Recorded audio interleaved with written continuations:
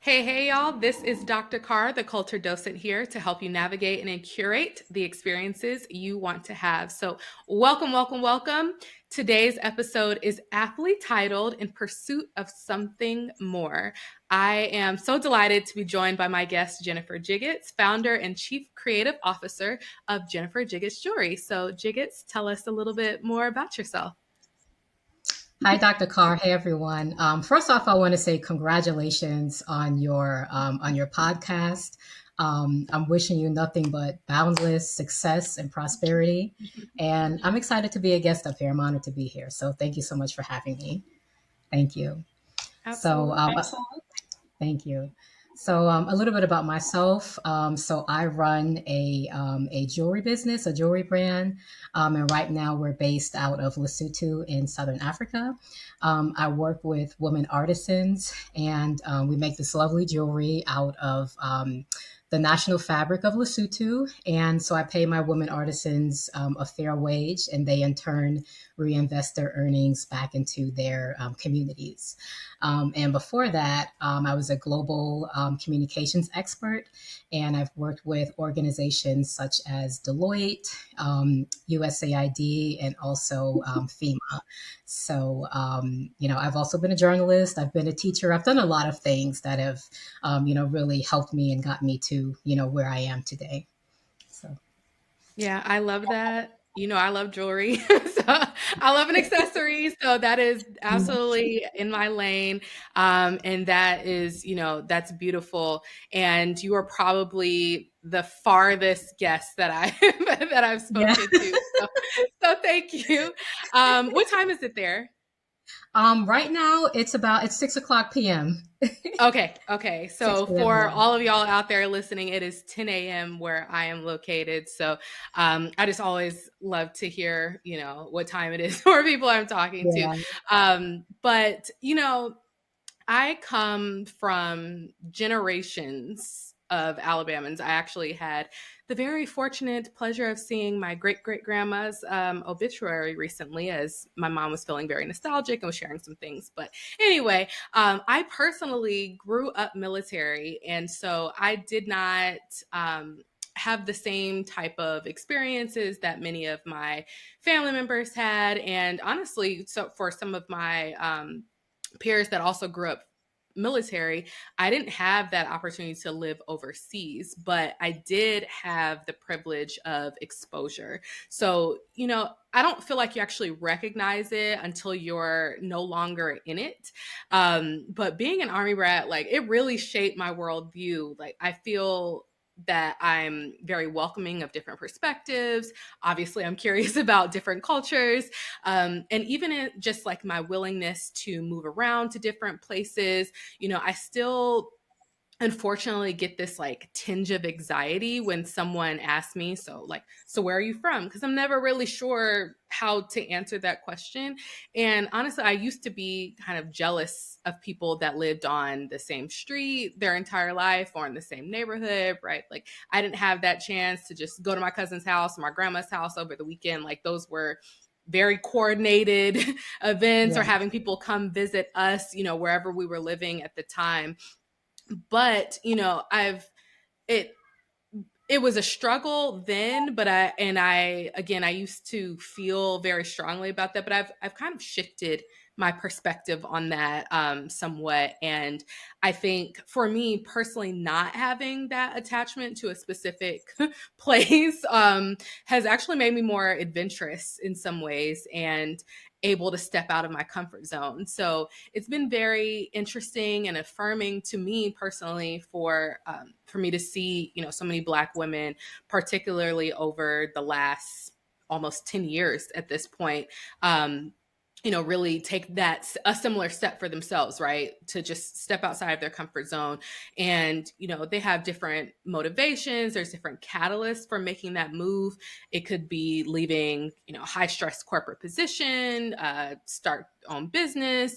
Some folks are like, starting their own farms, right? Starting their own yoga practice, whatever that looks like. And, even leaving the United States entirely, right? So Black women, I would say in particular, particular are pursuing this just a different quality of life for what they see for themselves. And I really think there's been like this palpable shift in mindset and focus and determination to really create a world that we want to see for ourselves, despite any systemic barriers that are trying to hold us back.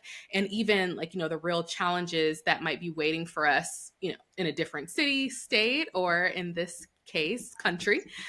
So Jiggets, you are one of those Black women that's made that shift. And I would love for you to tell us, what was your biggest concern when you decided to leave the US permanently in pursuit of your goals or, just a different quality of life?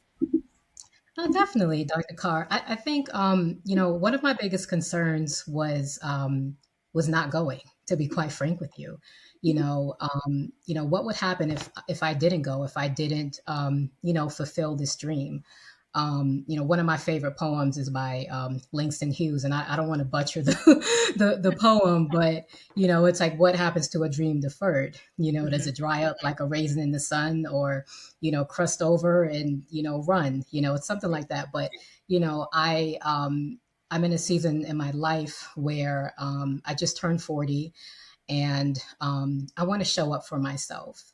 I don't want to not have it, not have any unmet goals and dreams when I get to my deathbed. So I think about that a lot. I play a long game, and I'm looking at what is going to be peaceful for me, but also what is going to be fulfilling for me. And I was a federal worker. I had a federal role, and I got furloughed. So it was like, okay, what's the next move? And I always wanted to get back to Africa. So and I thought I would get there later rather than sooner. So it happened the other way around. So this was the best next move for this stage in this season of my life. So That, my concern was not going. yeah, that's all. I love that because it is, you can, people always have regrets, right? Like, I should have gone, I should have done this. Um, or even if you eventually get to it, like, why did it take me so long, right? So, Yeah, definitely applaud you for thinking that long game, playing the long game of like, what happens if I don't go, right? Like, yeah. will I think back on this, and actually, for those of y'all that have been listening and for those that are just joining us, there we had an episode on that. We were talking about legacy, right, and following our passions and thinking about like when I reflect, or when other people like reflect on the life that I lived, right, like what is the legacy that I'm leaving. And so I think being able to make that move is going to be a really big part of that. But I would love to know, how have you been able to really reconcile leaving that world that you know behind in order to embrace some of the new beginnings? Let me call my parasympathetic nervous system right now. Let me get her on the phone because that's the person you need to talk to. You know, I feel at peace with my decision. First and foremost, and my nervous system is regulated out here. In a way that it's not regulated and balanced in other parts of the world. So I I feel like I know I'm doing the right thing. I'm confident, in my decision. I know I'm doing the right thing. And I think oftentimes we think about, so first of all, I'm very optimistic. At times I am delusionally optimistic. Now it's more cautiously optimistic, but I do try to be like, I am a very like positive person for the most part. I look at my decisions as as like, is this the right decision for me? How does my nervous system feel about this? Am I at peace? And, the answer is yes. And the other thing too, Dr. Carr, is that, we we live in a technological age, so I'm not completely off the grid per se, but I can connect with my loved ones, and my loved ones are veterans too. Thank you for your service. My loved ones are veterans too. Hey, are you okay? Like my brother's texting me, hey, is everything good? You good? Do I need to Yeah. come out? So, I have big brothers. So, my family is always concerned about safety and security. And, I can connect with them as long as we can connect. I have social media. I can post to social media. I can send emails. I live in a place where I have lived with a host family. I'm wired, I'm connected. And, so I'm not totally, I've left my family, my loved ones and my family, physically, but I'm still there technologically, you know. So I don't want to look at what I'm walking away from, but what am I walking, towards, So, yeah. Yeah, I think that I hope y'all are like y'all caught that, right? Like not thinking about what am I walking away from, but what I'm walking towards, right? Because I think, often in our lives personally and professionally, right? The things that keep us stagnant and the things that keep us in place and in that comfort zone is worrying about all of the things that we're going to leave behind. Yeah.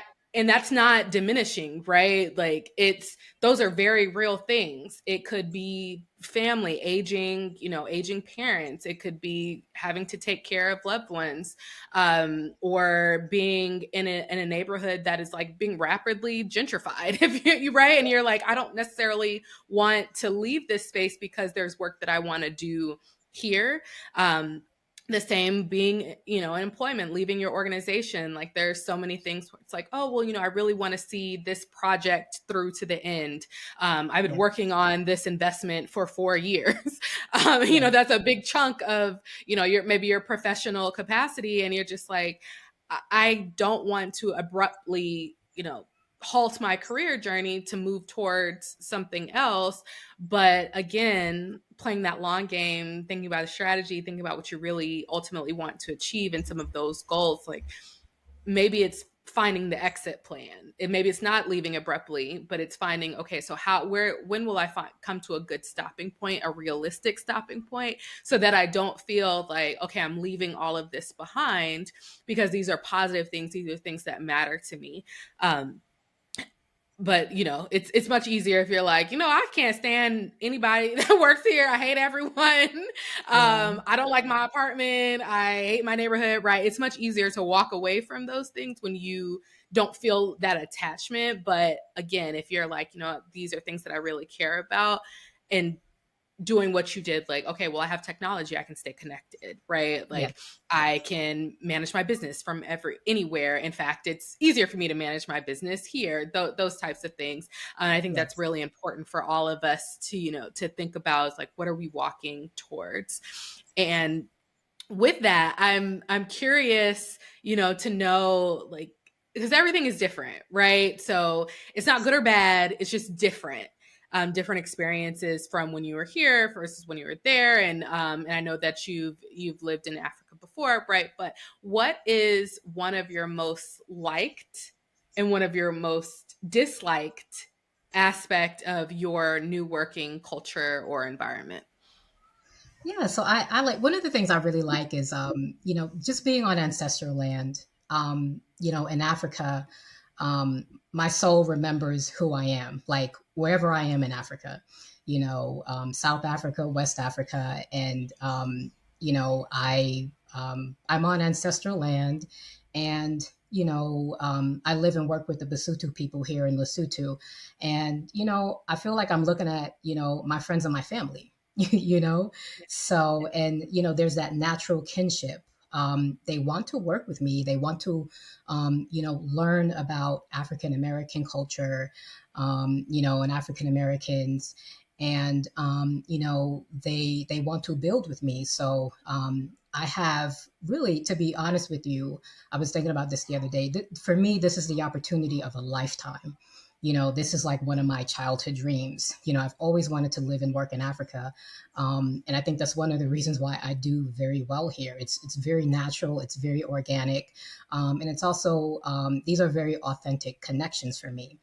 And, nothing is perfect. I still have to, set boundaries, set reasonable boundaries. I have to be mindful of safety and security. And, I don't be in anybody's country all willy-nilly and stuff. Yeah. you know, you know what I mean? Like, I still have to, be, head in the clouds, but feet on the ground, if you Yeah. will, so, I really love that aspect.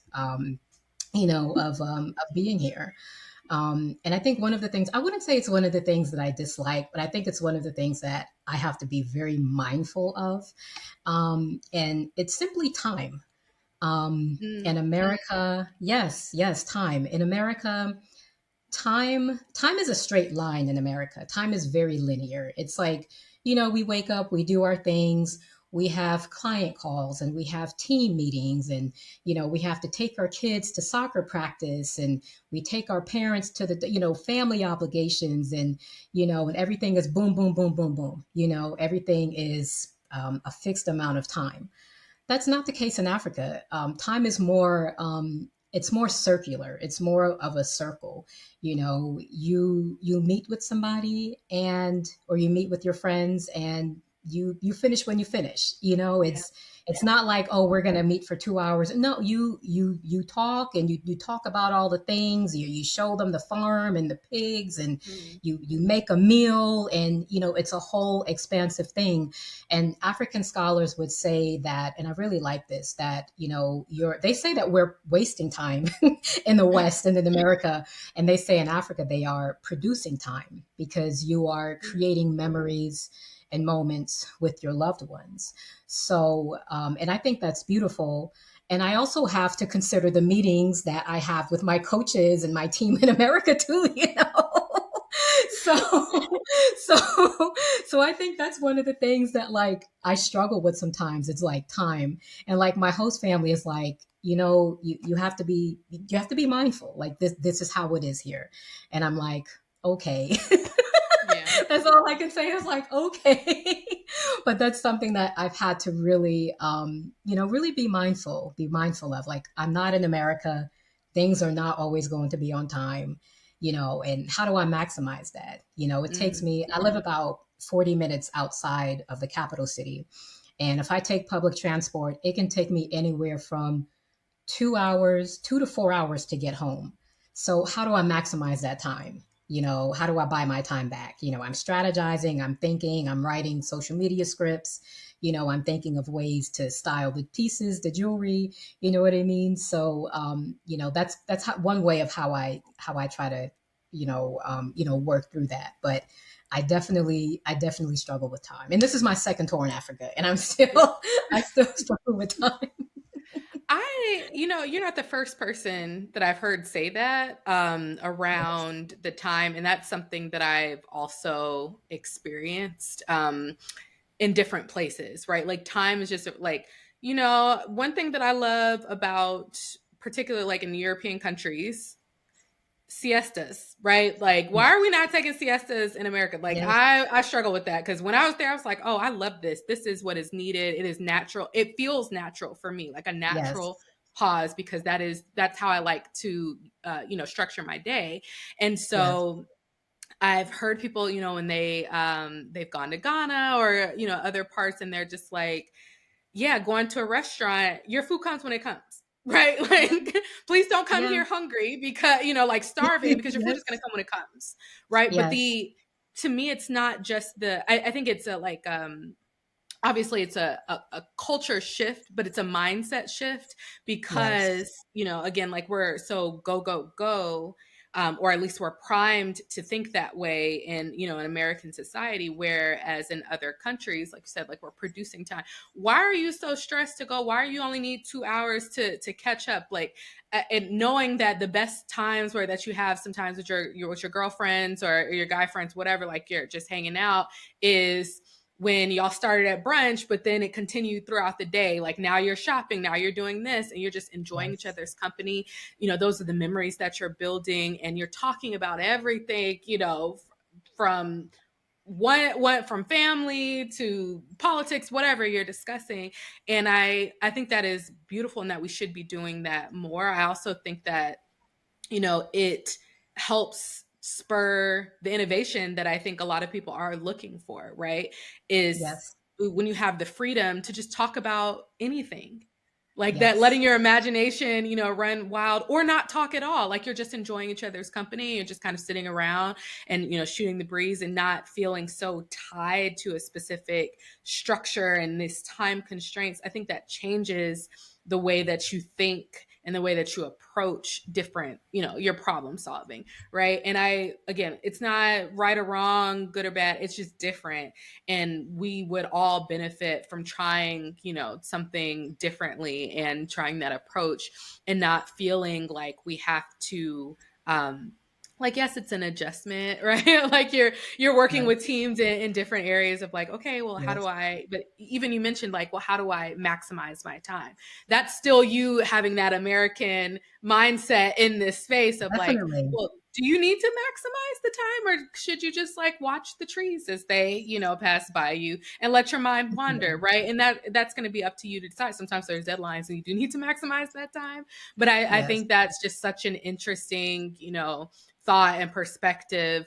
And again, not the first time I've heard that, but like the first time where I'm like, yeah, like I can see why that would be potentially a challenge to get used to, but also appealing, right? Like Yes. just a very Yes. appealing thing. Yes. Um, yeah.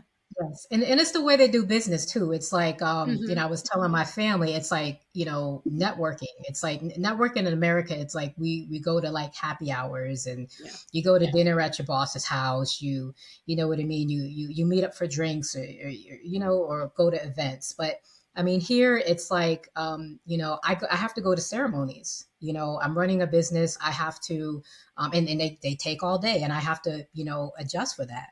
I live in a community. I live in a village, and I have to get to know my chief, and my queen mother. They're signing off on all of my business documents. I have to know the people in my community.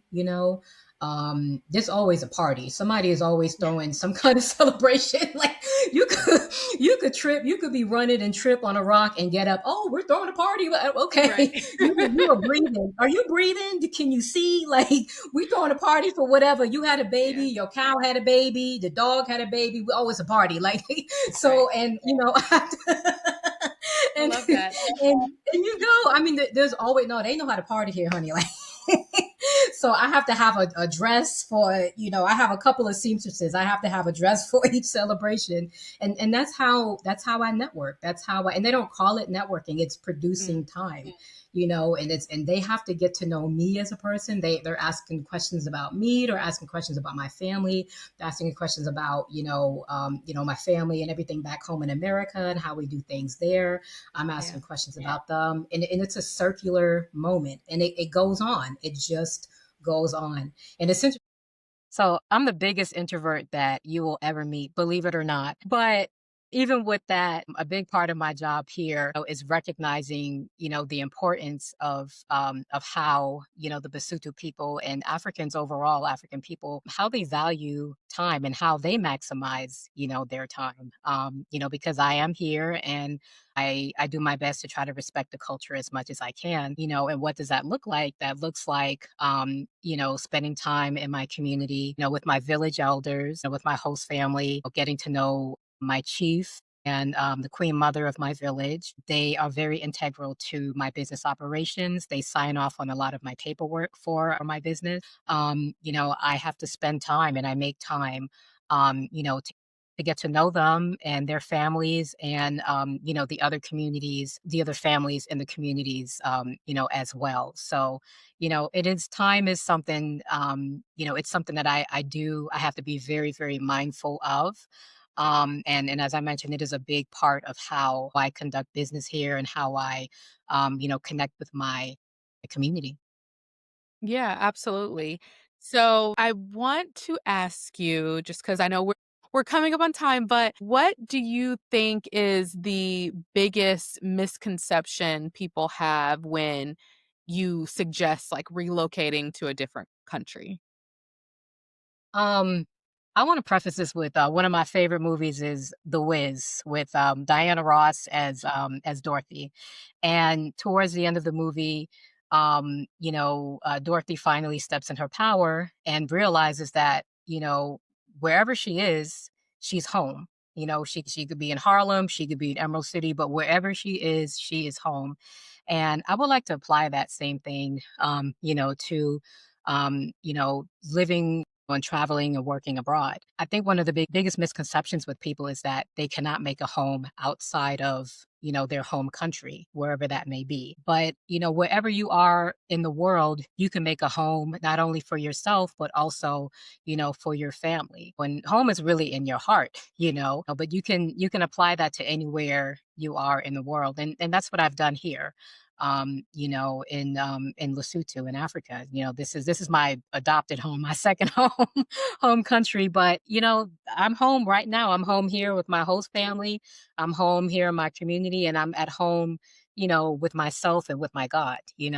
So you can make a home anywhere you are in the world. Yes.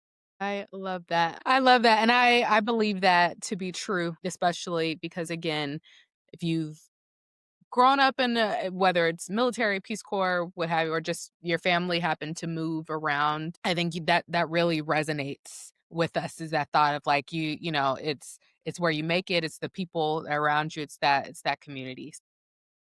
All right, Definitely. y'all. This has been such a refreshing conversation, and I really appreciate it. But we have reached our carte blanche section. So CARRTE, carte blanche. And so, because this is an anything goes and everyone has to do what I say, I'm going to be asking Jiggetts one more question. And so, it's actually kind of a two questions baked into one question.